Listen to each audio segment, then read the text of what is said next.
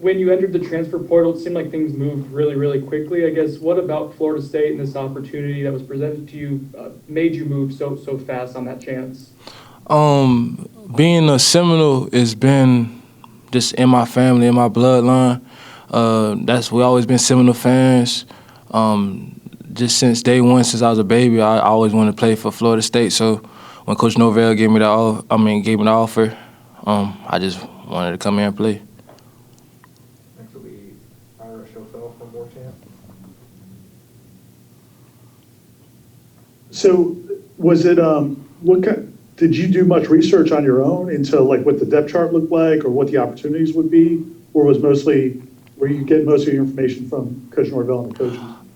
Usually when I make decisions like this, me and my family, we do our research. I've been watching Florida State for a while now, really my whole life, and almost every year I make sure I keep track of Florida State just because I'm just always a fan of them. So I already knew how the defensive back room looked like, and I just felt like I can help out and do my best. Next will be Chris Needy from Knowles 247. Out of high school, did this opportunity in any form show up for you in the sense of FSU recruiting you at all, or was it something that just wasn't in the cards coming out of American Heritage? Coming out of American Heritage, most likely the in-state schools like Florida State, Miami, and Florida, they wanted me as a receiver. So the opportunity of playing defensive back here, I didn't get that chance, and I wish I did. But that's how life is. Next will be Avon Hajavandi from Warchant. Hey, Jarques, I don't know if I saw that on your arm. Is it Delray tattooed on your forearm there? Yes, sir. It's Delray tattooed on my forearm. All right, so, with all due respect to Fayetteville, Arkansas, being a Florida kid living in Fayetteville, Arkansas for 3 years, just in terms of just being happy as a human being, to be back in Florida, I mean, where are you with that, and how much can that affect just your day-to-day life and the way you play football? Now I feel like it's God's blessing because now my mom can finally see me play one of my first college football games in Florida. So I feel like me playing is just gonna be up to par. I'm gonna make sure I play my heart out for the state and just try to make the fans and coaches and my teammates proud at the end of the day. Next will be Kurt Weiler from Tallahassee Democrat. Hey, Jarques. It sounds like you didn't need much convincing, but I mean, obviously, just the history of especially DBs here. I guess how excited are you to kind of be a part of that after being a lifelong fan? It's still feel like a dream, but at the same time, I still have to wake up and get up every day and make sure I work out 100% or 200%, just how Deion Sanders did, just how Jalen Ramsey did, because one day I want to be on that same level as them. So it's a blessing, but at the same time, you still have to work. Next will be Matt Marshall from the Orlando Sentinel. Hey, Jarques, how much of what looking at Florida State, what they went through last year, how much of this idea of getting them back to that dominance like they were back in the early 2000s, how much of that kind of appealed to you to come back here and play? That was the first thought in my mind, just coming back here and just trying to help the team out before we can be back on the national championship level, how they were. And, I just want to build the best bond with my teammates, my brothers now, and just let them know, like, anything is possible as long as we put our mind to it. As long as we work together, we can do anything. So I'm just ready for us to put pads on, just get into spring and start bonding. We'll go back to Ira from Warchant. So like when Florida State won the national title in 2013, was your family, do you remember watching that team, and were you a big fan at that point? Yes. I made sure we made sure we watched almost every Florida State game, championship game. I think I still have that hat when they won. They held up the crystal ball. So yeah, so we watched that game. Ain't nothing we miss. We don't miss that. Next will be Bob Ferrante from the Osceola. Hey, Jarques, appreciate your time. I'm curious, as a Florida State fan, I'm sure you had a moment where you walked into Doak Campbell Stadium or maybe walking around the campus where it kind of sunk in that you were here, this was the home for you. maybe can you describe just walking around Doak or the indoor practice facility, the campus, just the emotions of just knowing this was the place? I remember I think I was like in 5th grade or 6th grade. Me, my mother, and my grandmother and my little brother, we drove up here for a football camp for Florida State. And when I first stepped on campus, it felt like home. And I told my mom, I was like, this is school I want to go to. This is school I want to land at and build my legacy. And it just felt like home. Ain't nothing changed. I have family and friends around me in Tallahassee. So as soon as I stepped foot back on campus this year, starting on January 2nd, it felt that same way from me being a 6th grader all the way to almost my last 2 years in college.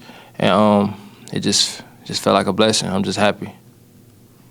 We'll go back to Brendan from Knowles 247. Can you take us back to the moment you got the offer from whether it was Coach Norvell or whichever coach you spoke with and what that meant for you? And then can you also talk to us about when you mentioned your mom a couple of times, when you told your family about this opportunity, what her reaction was like? As soon as I hit the transfer portal, a few hours later, Coach Norvell called and was like, he wanted me to join the family. He lets me know that the people that they recruit, that they pick out hand first. And, I felt special. And I was still shocked at the moment. Like, I was still talking to Coach Norvell in Florida State. And I just asked him, I was like, so, Coach, does that mean I got the offer? And he was like, yes, of course. He said, yeah, you do. And I was like, wow. I said, all right. And I said, can I call you back real quick? He's like, yes, sir. I hung up the phone. I called my mom. And she was like, so what did he say? I was like, I guess I'm going to be a Seminole. And the whole family, I had like all my siblings and my father and everybody jumping and just happy that I was just coming back home in the state of Florida. Next will be Gene Williams from Wartamp. Yeah, I know you've only been on campus for a couple of weeks, but you're coming in with a couple other pretty accomplished defensive backs and Brandon and Jamie. Have you guys already formed a friendship coming in with that position group? Are there any other players you've kind of formed early bonds with? Jamie, Bam, it's a lot of people that's on in this secondary that's still here as now. We all just combining together because at the end of the day, we want to be known as DBU. We want to shock the world and let them know the things that we can do, and that we want to let them know that we're the best defensive backs in the nation. So we all just always hanging around each other, just getting to know more about each other's families, and things that we like to do. So us as a group, we creating a bond. All right, we'll go back to Kurt from the Democrat. I guess, I mean, you and all the transfers and new guys got kind of thrown right into it with the tour of duty. I guess what's that been like for you? Have you seen maybe a different side of the coaches from what you saw when they were recruiting you and you were in the portal? It was the same side, really. I felt like they were just being honest. They told Coach Norvell told me when I first came here, or when I first got on the phone with him, that it's gonna be some days that he's gonna dig off in me and let me know it's gonna be hard work and dedication. That he just want me to be consistent and just keep on working. So life is not given. We have to earn everything that you want in life. So I feel like that's what Coach Norvell trying to build in us and breed in us, that we have to keep working every day for something that we want. All right, we'll go back to Aslan from Wartamp. Jarques, how much time did you put into the decision to opt out last year, and just where are you at right now, just in terms of excitement to get back playing the game that you love? It was a hard decision for me and my family to opt out. It was COVID situations of where I was quarantined twice. I ain't never had COVID, and I felt alone. I was sad that I was away from home, that I couldn't get the help that I wanted to since I was quarantined, and especially like things back with my mother as well.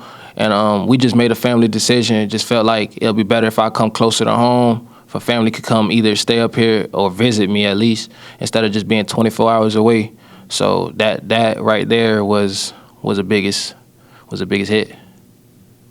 We'll go back to Chris from Knowles 247. How would you describe your game, and in talking to Coach Fuller and Coach Woodson partly during that recruiting process, how do you think you fit into what they want to do in the secondary? I feel like I played 2 years in SEC. mature on the field. I feel like I'm aggressive. I love to play man. That's my go-to thing. I can play zone. I can come up and tackle, make plays, and I feel like how Coach Whitson described, we just need our DBs to make plays, and Coach Norvell want playmakers as well. So that's why he brought all of us in to add on to this great defensive back group that we have here as well. We'll go back to Ira from Moore Camp. So why did you not want to play wide receiver coming out of high school? The reason why I didn't want to play wide receiver because like my whole family, household, or close friends to the family, everyone played defensive back. My father played with my godfather, Antoine Winfield Jr. at University of Ohio State. And my first cousin is Brandon Flowers. He played for Virginia Tech with Cam Chancellor and everybody. And same about J-Ron Hosley. So I know my whole family background is just defensive backs. And I didn't want to be the only one to stand out and be the receiver in the group. So I just felt like all the techniques and stuff that they taught me at a young age, I can just buy it in and just play as well, just like them.